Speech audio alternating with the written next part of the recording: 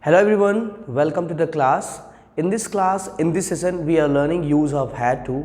As I taught you in the previous video, we have learned how to use has to or have to. And had to is a past form of have to.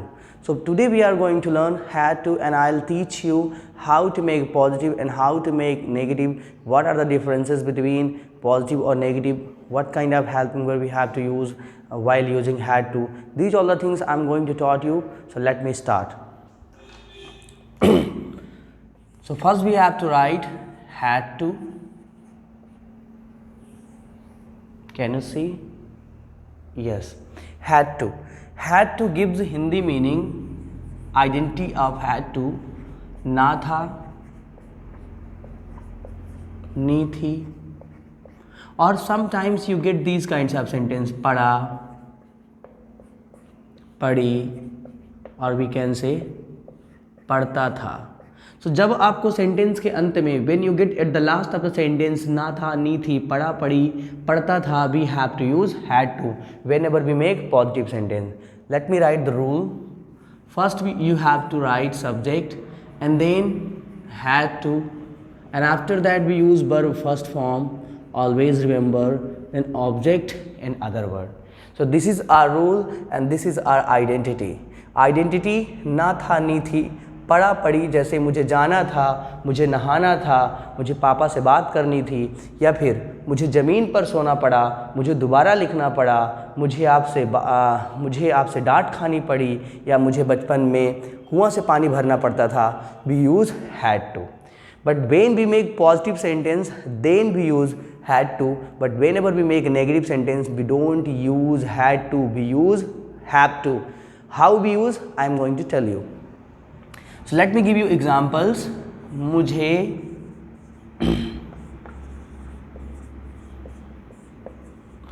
अपना काम करना था. मुझे अपना काम करना था. I had to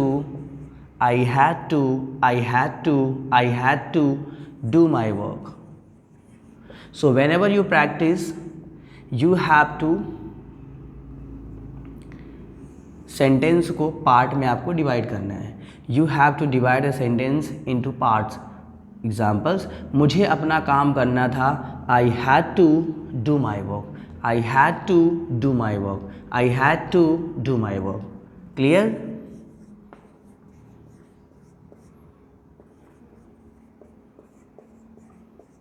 उसे पापा से बात करनी थी.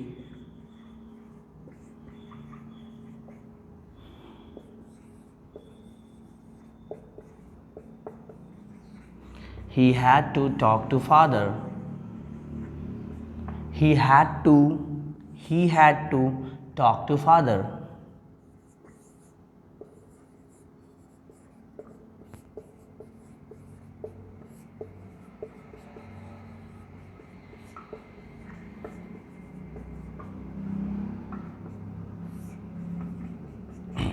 मुझे रीवा के लिए निकलना था.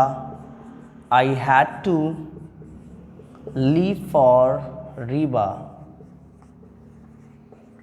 I had to leave for Riva.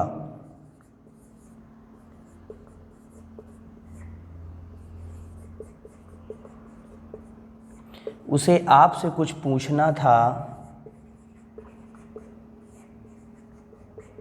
उसे आपसे कुछ पूछना था. He had to ask you something.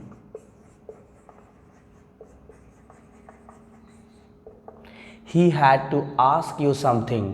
He had to ask you something. Can you see?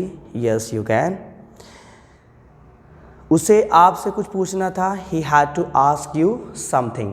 तो आप देख रहे होंगे कि सभी सेंटेंस के अंत में ना था, नी थी, ना था, इस तरह के वर्ड्स आ रहे हैं. अगर ना है, नी है आता है तो हम किसका यूज़ करते हैं? हैज़ टू, हैव टू का. लेकिन यहाँ क्या आ रहा है? ना था, नी थी, तो हमें किसका यूज़ करना है? हैड टू का. कुछ और एग्जांपल्स लीजिए, देन आई टीच यू पढ़ा पढ़ी वाले sentence.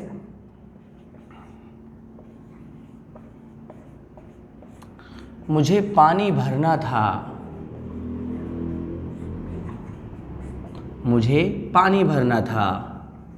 I had to fill the water. I had to fill the water. उसे घर समय पर जाना था।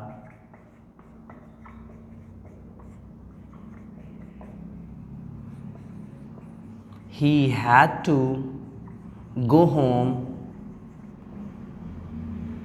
on time. He had to go home on time. 3 step में बोलना है। He had to go home on time.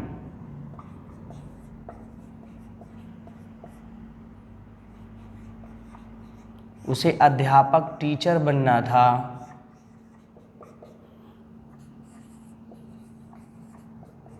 He had to become a teacher.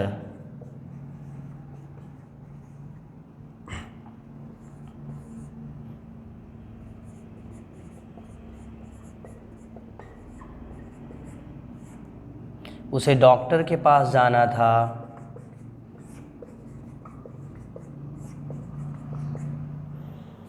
He had to go to doctor. देखिए जब भी के पास आता है ना इसकी कोई इंग्लिश नहीं बनती है, हम केवल टू का यूज़ करते हैं। तो उसे डॉक्टर के पास जाना था। He had to go to doctor. He had to go to doctor. तो यहाँ टू लगा के सेंटेंस बनाया जाता है। सो आप देख रहे होंगे इन सभी सेंटेंसेस में क्या रहा है, ना था, ना था, ना था, और जब भी ना था आएगा we have to use had to. Examples, मुझे पानी भरना था। I had to fill the water. उसे घर समय पर जाना था। He had to go home on time. उसे टीचर बनना था। He had to become a teacher. उसे डॉक्टर के पास जाना था। आप सपोज वो मेरे साथ किसी काम में बहुत व्यस्त है और अचानक उसको ध्यान आए, मुझे ध्यान आए अरे यार उसे तो डॉक्टर के पास जाना था। He had to go to doctor. He had to go to doctor. So in this way we use had to. But had to be used whenever we make positive sentence. Whenever we make negative sentence, we have to use helping verb did plus not didn't, and then we have to replace had to into have to. फिर हम क्या करेंगे, had to को replace करेंगे have to में यदि helping verb did या फिर didn't का यूज़ कर रहे हैं। ऐसा क्यों हो रहा है, आपको ध्यान होगा जब मैंने पास्ट टेंस आपको पढ़ाया था तो वहाँ बताया था कि पास्ट इंडेफिनिट टेंस में हम केवल वर्ब की सेकेंड फॉर्म असर्टिव सेंटेंस यानी सिंपल सेंटेंस में यूज़ करते हैं। जब भी नेगेटिव बनाएंगे या इंट्रोगेटिव बनाएंगे, हमने हेल्पिंग वर्ब डिड का यूज़ किया तो फिर वर्ब की फर्स्ट फॉर्म आ जाती है। सेम कंडीशन यहाँ भी फॉलो हो रही है कि हमने आपको बताया मुझे जाना था, आई हैड टू गो, लेकिन जब इसका नेगेटिव बनाएंगे तो हम यूज़ करेंगे हैव टू। मैं एक सेंटेंस लूँगा, उसे 6 टाइप में कन्वर्ट करूँगा तो आपको सारी डिटेल्स पता चल जाएगी, सारा प्रोसेस आपको पता चल जाएगा। अभी फिलहाल मुझे सेंटेंस लेना है पढ़ा पढ़ी या पढ़ता था से रिलेटेड, ताकि आपको ये भी पता चल जाए कि किस तरह के सेंटेंस के अंत में जब पढ़ा आएगा तब भी वहाँ हमें हैड टू का यूज़ करना है। सबसे पहले आप इसे नोट कीजिए, मैं आपको 5 मिनट्स का टाइम दे रहा हूँ, देन मैं आपको उसके एग्जाम्पल देता हूँ।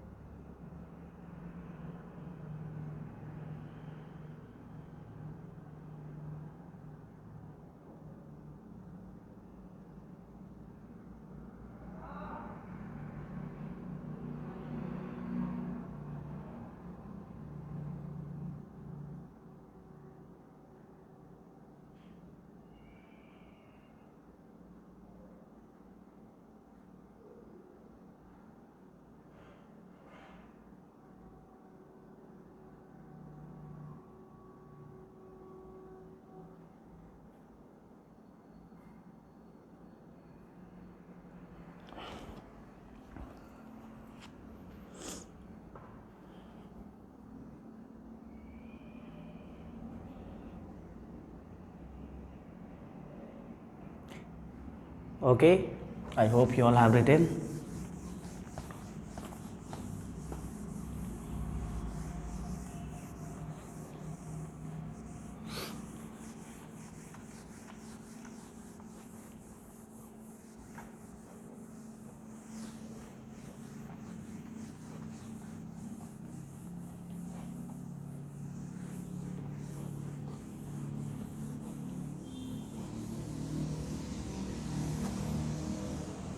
Now take examples of another words. If you find at the last of the sentence pada padi, then also be use had to. Examples: मुझे कल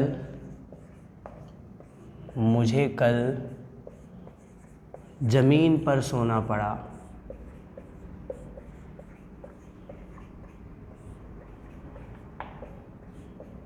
मुझे कल जमीन पर सोना पड़ा, यहाँ सेंटेंस के लास्ट में आ गया पड़ा। आई हैड टू स्लीप, सोना, जमीन पर, on the floor,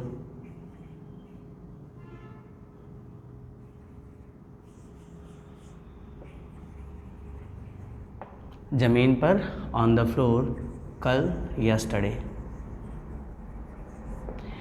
so sentence: मुझे कल जमीन पर सोना पड़ा।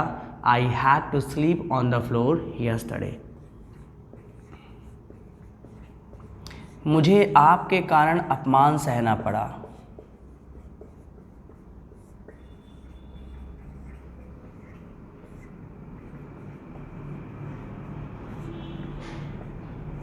मुझे आपके कारण अपमान सहना पड़ा।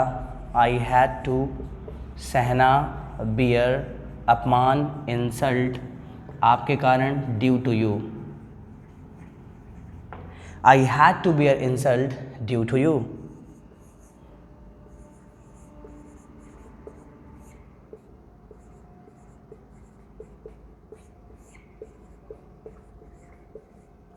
मुझे रिश्वत लेनी पड़ी। मुझे रिश्वत लेनी पड़ी।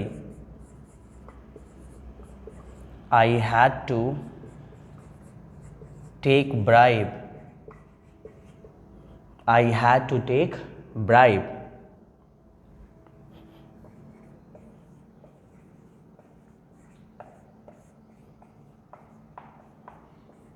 मुझे तुरंत निकलना पड़ा।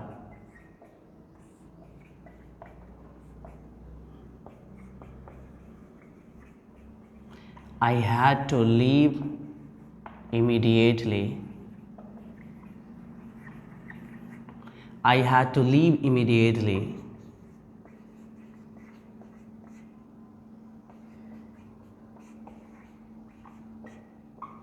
उसे रात भर पढ़ाई करना पड़ा या उसे रात भर जागना पड़ा।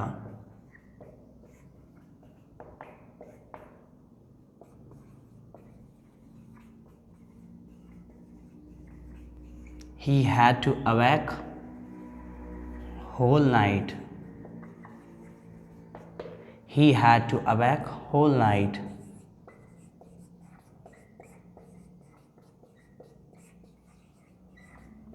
उसे सारा दिन काम करना पड़ा।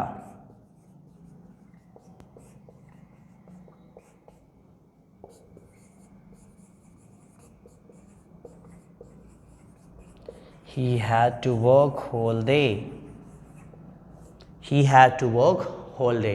So you can see, आप देख सकते हैं कि जब पढ़ा पढ़ी आता है तब भी हम had to का यूज़ करते हैं। एग्जाम्पल्स मैंने आपके सामने लिखे हुए हैं। मुझे कल ज़मीन पर सोना पड़ा। I had to sleep on the floor yesterday. मुझे आपके कारण अपमान सहना पड़ा। I had to bear insult due to you. मुझे रिश्वत लेनी पड़ी। I had to take bribe. मुझे तुरंत निकलना पड़ा। I had to leave immediately. उसे रात भर जागना पड़ा। He had to awake whole night. उसे सारा दिन काम करना पड़ा। He had to work whole day. He had to work whole day. So इन्हें आप नोट कीजिए। देन आपको हम बताते हैं, then I teach you how to make negative, interrogative, interrogative plus negative or some more type of sentences which are important whenever we learn had to. Alright, so note it down.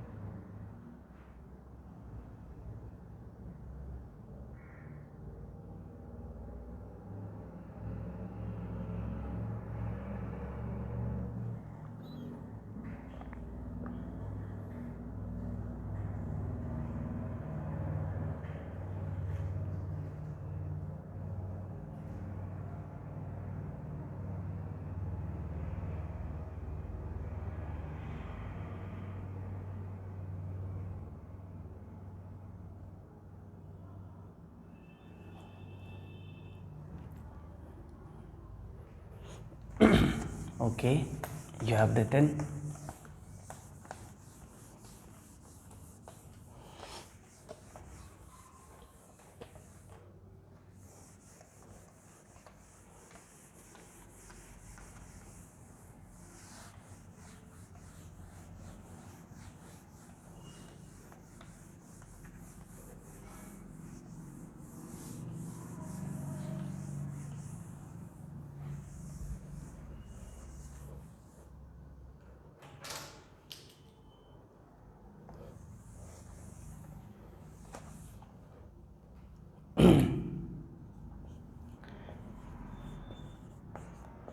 मुझे अंग्रेजी सीखनी थी।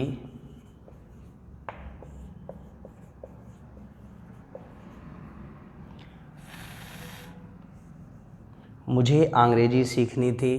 This is our positive sentence and you know very well whenever we make positive we use had to. मुझे अंग्रेजी सीखनी थी।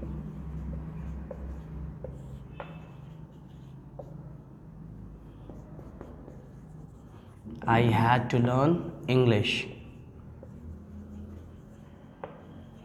I had to learn English. Negative, मुझे अंग्रेजी नहीं सीखनी थी।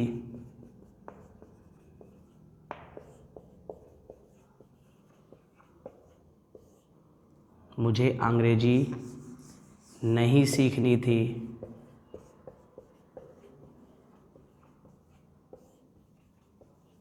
ओके, सो आई डिडंट, आपको पता है डिड प्लस नॉट को हम डिडंट बोलते हैं, और मैंने अभी आपको बताया कि जैसे ही हम डिडंट का यूज़ करेंगे तो वर्ब की फर्स्ट फॉर्म यूज़ करेंगे, और हैड किसका है, हैव का सेकंड फॉर्म है, तो यहाँ हम किसका यूज़ करेंगे,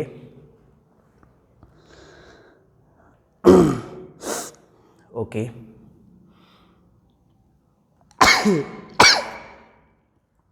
आई am sorry today I have got a cold. मुझे अंग्रेजी नहीं सीखनी थी, I didn't, and after that we use have to and then learn English.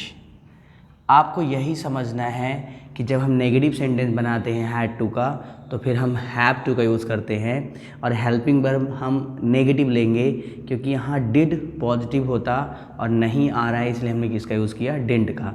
जैसे ही आपने सेंटेंस में डिड या फिर डिडंट का यूज़ किया तो हैड टू किस में बदल जाएगा, हैव टू में बदल जाएगा। ऐसा क्यों हो रहा है, मैंने आपको पास्ट इंडेफिनिट टेंस में बताया था। क्या आपको अंग्रेजी सीखनी थी? आप बताइए कौन सा टाइप हमारा सेंटेंस है, ये हमारा इंट्रोगेटिव है। क्या आपको अंग्रेजी सीखनी थी? अब आपको पता होना चाहिए कि जब सेंटेंस की शुरुआत किससे होती है, क्या से होती है, तो हम क्या करते हैं, उस टेंस का जो सेंटेंस होता है उसमें जो भी टेंस होता है उसकी हेल्पिंग वर्ब को हम पहले यूज़ करते हैं। तो इस क्या की कोई इंग्लिश नहीं बनती है, क्या की कोई इंग्लिश नहीं बनती है, क्या केवल बता रहा है कि हमारा सेंटेंस किसका है, हमारा सेंटेंस है इंट्रोगेटिव का। अब यहाँ इंट्रोगेटिव का है तो हेल्पिंग वर्ब पहले आएगी। Did you have to learn English? Did you have to learn English? And then इसका भी नेगेटिव बनाएंगे, क्या आपको अंग्रेजी नहीं सीखनी थी? देखिए आपको मैं डिटेल के साथ हर एक टेंस में, हर एक मॉडल वर्ब में सभी के कैसे नेगेटिव बनेंगे, कैसे इंट्रोगेटिव बनेंगे, सारी बातों को मैं बता रहा हूँ। तो आप इनको नोट करिए, बार बार रिवाइज करेंगे तो आपको डेफिनेटली आपको रिजल्ट मिलेगा। क्या आपको अंग्रेजी नहीं सीखनी थी?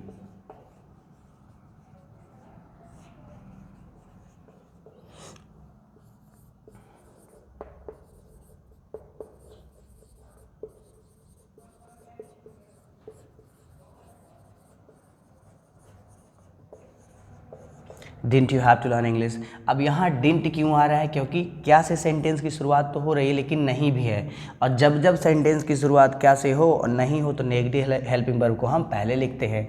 अब इसमें बनाते हैं डबल इंट्रोगेटिव। आपको अंग्रेजी क्यों सीखनी थी? आपको अंग्रेजी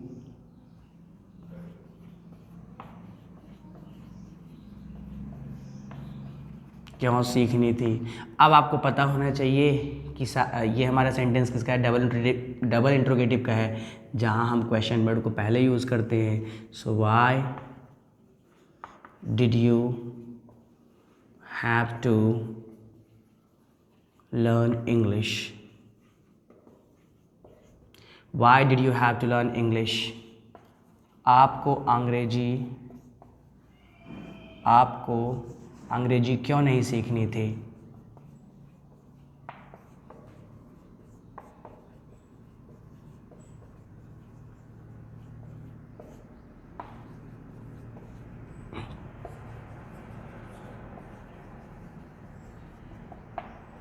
Why didn't you have to learn English?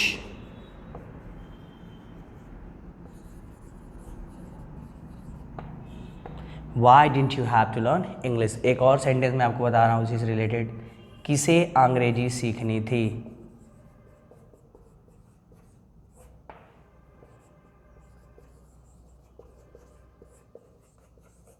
किसे अंग्रेजी सीखनी थी? मैंने आपको बताया था कि जब सेंटेंस में किसे या फिर किसको आ जाए, जब सब्जेक्ट दिया होता है तो किसी की इंग्लिश क्या बनती है? हूम।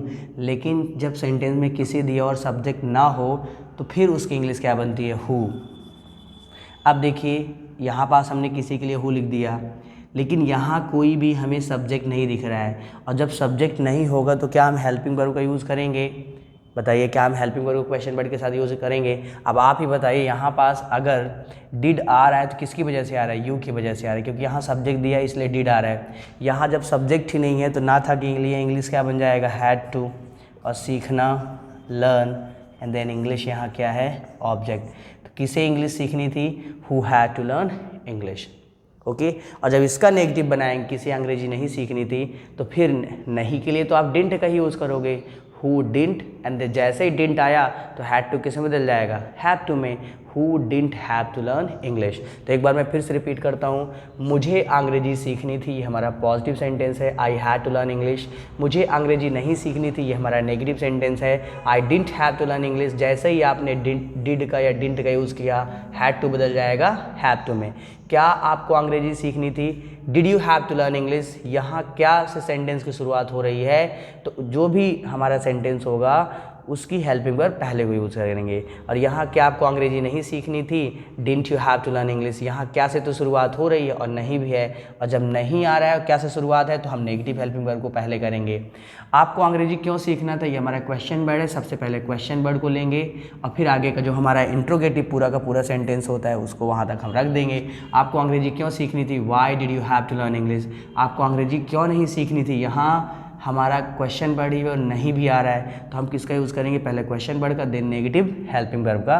सो आपको अंग्रेजी क्यों नहीं सीखनी थी? Why didn't you have to learn English. Okay. And किसे इंग्लिश सीखनी थी? सॉरी, किसे अंग्रेजी सीखनी थी? Who had to learn English. यहाँ पास सब्जेक्ट नहीं है इसलिए हमने हैड टू का यूज़ किया, लेकिन जब आप इसका भी नेगेटिव बनाएंगे तो डिडंट का यूज़ करेंगे और हैड टू किस में चेंज हो जाएगा? हैव टू में। क्लियर? सो आई होप मैंने आपके कॉन्सेप्ट क्लियर कर दिए होंगे। हैड टू का नेगेटिव क्यों, नेगेटिव में क्यों हम हैव टू का यूज़ करते हैं, क्योंकि पास्ट इंडेफिनिट टेंस अगर आपने नहीं पढ़ा है तो उसको आप पढ़िए, क्योंकि पास्ट इंडेफिनिट टेंस में जब भी हम असर्टिव सिंपल सेंटेंस बनाते हैं तो वर्ब की सेकंड फॉर्म का यूज़ करते हैं, लेकिन जैसे ही हमने नेगेटिव बनाया, डिडंट का यूज़ किया, डिड नॉट का यूज़ किया, डिड का यूज़ किया, तो फिर जो वर्ब की सेकंड फॉर्म होती है वो वर्ब की फर्स्ट फॉर्म में बदल जाती है। और ओवरऑल हैड टू बना किससे है? हैव टू से ही बना है ना, हैव का सेकंड फॉर्म हैड होता है, तो ये हमारा पास्ट इंडेफिनिट टेंस ही है जो मैंने आपको पढ़ाया था। अब यहाँ मैंने इसलिए इसको अलग से बताया है ताकि आप इसमें और ज़्यादा सेंटेंस बना दें। मैं आपको बताना चाहूँगा स्पोकन इंग्लिश में has, have, has to, have to, had to, will have to, इनका हम बहुत ज़्यादा यूज़ करते हैं।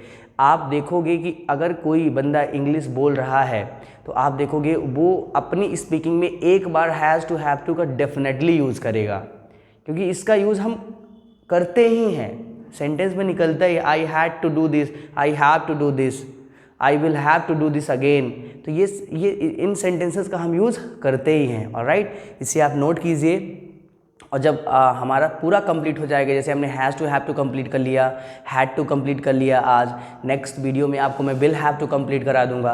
तो तीनों से रिलेटेड मैं आपको सेंटेंस बताऊंगा और अलग अलग करके, तो आपको डिफरेंस पता चलेगा कब हैज़ टू हैव टू आएगा, कब हैड टू आएगा, कब विल हैव टू आएगा। जैसे मुझे लिखना है हैज़ टू हैव टू, मुझे जाना था, हैड टू, फिर इसके आगे का भी पढ़ेंगे, मुझे जाना पड़ेगा, विल हैव टू।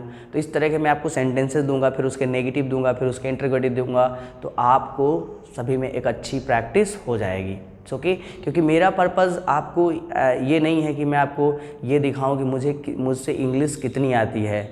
मैं आपको ये बताना चाहता हूँ, मैं आपको ये सिखाना चाहता हूँ कि आप इन सब चीज़ों को सीखें और मेरे पढ़ाने से आप कितनी इंग्लिश सीख पा रहे हैं। क्योंकि देखिए, पढ़ना अलग होता है और पढ़ाना अलग होता है। किसी चीज़ को सीखने में कम टाइम लगता है, लेकिन सिखाने में बहुत ज़्यादा टाइम लगता है। तो इंग्लिश बोलना आसान है, बट इंग्लिश किसी को बोलना सिखाना, this is a challenging task. ये बहुत बड़ा डिफ़िकल्ट टास्क होता है, क्योंकि बहुत सारी प्रॉब्लम्स होती है। और पिछले मैं 10 ईयर से इस फील्ड में काम कर रहा हूँ, तो मुझे पता है कि स्टूडेंट्स को किस तरह की प्रॉब्लम्स आती है। ज़्यादातर लोगों को ईज एम आर में प्रॉब्लम होती है, हेल्पिंग वर्ब में प्रॉब्लम होती है, वर्ब की सेकेंड फॉर्म में प्रॉब्लम होती है, टेंस को पहचानने में प्रॉब्लम होती है। तो आपको केवल यही करना है, कोई भी हिंदी का सेंटेंस दिया हो उसकी पहचान को आप समझिए। जैसे ही आपने पहचान को देखा, तो यहाँ कौन सा हमारा रूल लगेगा जिसके बेसिस में हम सेंटेंस को ट्रांसलेट करें। याद कीजिए, मैथमेटिक्स में जब आप क्वेश्चन सॉल्व करते हैं, तो हर एक क्वेश्चन सेम टाइप का नहीं होता, अलग अलग क्वेश्चन में अलग अलग मैथड लगती है। उसी तरह इंग्लिश में भी है, अलग अलग सेंटेंस में अलग अलग रूल बनाना पड़ेगा। अब हैड टू के लिए ज़रूरी नहीं है कि मतलब ना है, नहीं, ना था, नहीं थी है, हर जगह तो हम हैड टू का यूज़ करेंगे। भाई साहब, जब नेगेटिव बनेगा तो हम हैव टू का भी तो यूज़ कर रहे हैं, लेकिन जो हमारी हेल्पिंग वर्ब होगी वो हमारी पास्ट में ही होगी। क्योंकि पास्ट हेल्पिंग, प्रेजेंट की हेल्पिंग वर्ब क्या होती है, डू या डज। पास्ट की क्या होती है, डिड, और फ्यूचर की क्या होगी, विल, जो मैं आगे आपको डिस्कस करूँगा। इसे आप नोट कीजिए, देन मैं आपको कुछ और बातें बताता हूँ।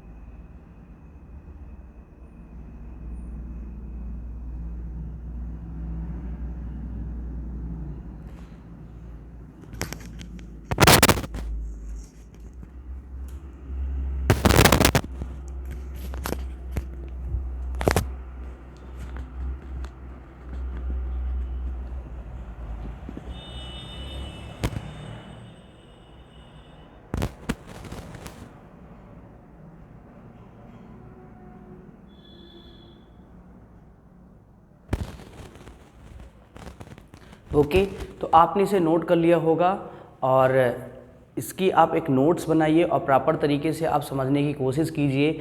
इसके पहले का भी जो मैंने पढ़ाया था हैज़ टू, हैव टू, उसके भी आपको आपने नोट्स में लिखा होगा। तो आप दोनों सेंटेंस को पढ़िए और दोनों में डिफरेंस देखिए कि जब ना है नहीं है आएगा तो हम हैज़ टू, हैव टू का यूज़ करेंगे, हैज़ टू सिंगुलर के साथ, हैव टू प्लूरल के साथ। लेकिन जब ना था नी थी आ जाए या फिर पढ़ा और पढ़ी आ जाए तो वहाँ हम हैड टू का यूज़ करेंगे। लेकिन जब नेगेटिव बनाएंगे तो हैव टू का यूज़ करेंगे। तो ये सारे डिफरेंसेस को आपने जब कॉपी में नोट किया है तो इसको आप समझने की कोशिश कीजिए और जैसे ही इसे हम पूरा कंप्लीट कर लेंगे, has to, have to, had to, will have to, इनसे रिलेटेड मैं आपको बहुत सारे सेंटेंस देने वाला हूँ तो आपकी अच्छी खासी प्रैक्टिस हो जाएगी। बट उसके पहले आप सेंटेंस को पहचानने के लिए आपको इनको समझना पड़ेगा, क्योंकि देखिए जब तक आप समझने की कोशिश नहीं करेंगे ना तो आपको समझ में नहीं आएगा। मैं आपको कितना भी समझाऊँ लेकिन आप समझने के लिए तैयार ही नहीं हैं, आप में वो इंटरेस्ट ही नहीं है तो आपसे नहीं बनेगा।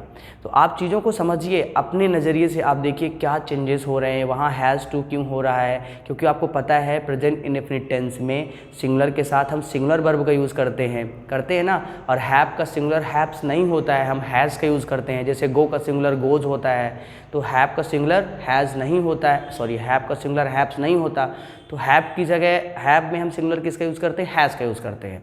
ओके, जैसे मैंने आपको ये सेंटेंस बताया था हैज़ और हैव, मेरे पास कार है, आई हैव कार, उसके पास कार है, ही हैज़ कार, ये भी हमारा प्रेजेंट इंडेफिनिट ही है, बस प्लूरल के साथ हैव का यूज़ करते हैं, सिंगुलर के साथ हैज़ का यूज़ करते हैं, क्योंकि हैव का हैव्स नहीं होता है। ऑलराइट, तो इन्हीं आप कॉपी में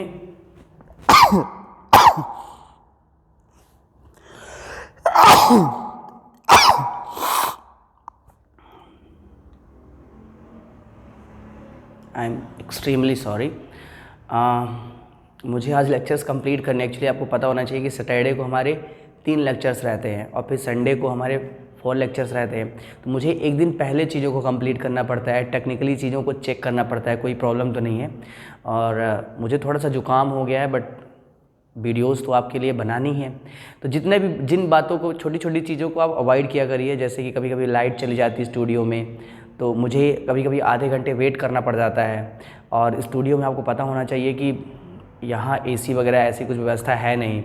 तो छोटी छोटी चीज़ों को ना आप अवॉइड करिए और केवल आप पढ़ने में ध्यान दीजिए। ओके, जिन बातों को मैं बता रहा हूँ उन पे आप ध्यान दीजिए और डेफिनेटली आपको रिजल्ट मिलेगा और आपके अंदर खुद ऐसी फीलिंग्स आने लगी होगी कि हाँ मेरी इंग्लिश इम्प्रूव हो रही है, मैं बहुत सारी चीज़ों को मैं सीख रहा हूँ, नए नए तरीके, नए नए टाइप के सेंटेंसेस मैं सीख पा रहा हूँ। टेंसेस मैंने बहुत सारे टाइप के सेंटेंसेस सीखे, अभी भी हम नए नए टाइप के सेंटेंस सीख ही रहे हैं। तो आप इनको नोट करते चलिए और डेफिनेटली आपको रिज़ल्ट मिलेगा। और जब आपका हमारा ये 15 आवर्स का जो ट्रेनिंग प्रोग्राम है कंप्लीट होगा तो अपने आप में ही ये एक पूरा का पूरा पैकेज जो अपने आप में ही एक कंप्लीट स्पोकन इंग्लिश के लिए पूरा रेडी हो चुका होगा, जिसके बेसिस में आप इंग्लिश पूरी तरीके से सीख सकते हैं और बोलना शुरू कर सकते हैं। पर प्रैक्टिस देखिए आपको करना पड़ेगा। ऑनलाइन में आप मुझे देख पा रहे हैं, मैं आपको देख नहीं पा रहा हूँ कि आपकी परफॉर्मेंस क्या है। आप एक बार में वीडियो देख रहे हैं कि 5-5 मिनट में वीडियो देख रहे हैं। वीडियो को आपको एक बार में ही कंप्लीट करना है। अगर कोई प्रॉब्लम्स आ गए इट्स ओके, आप कंप्लीट कर सकते हैं, बट कोशिश करें कि जब बैठें तो उस लेक्चर को आप कंप्लीट करें और सारी चीज़ों को आप नोट करें। It's okay, thank you so much for watching, all the best, happy learning English.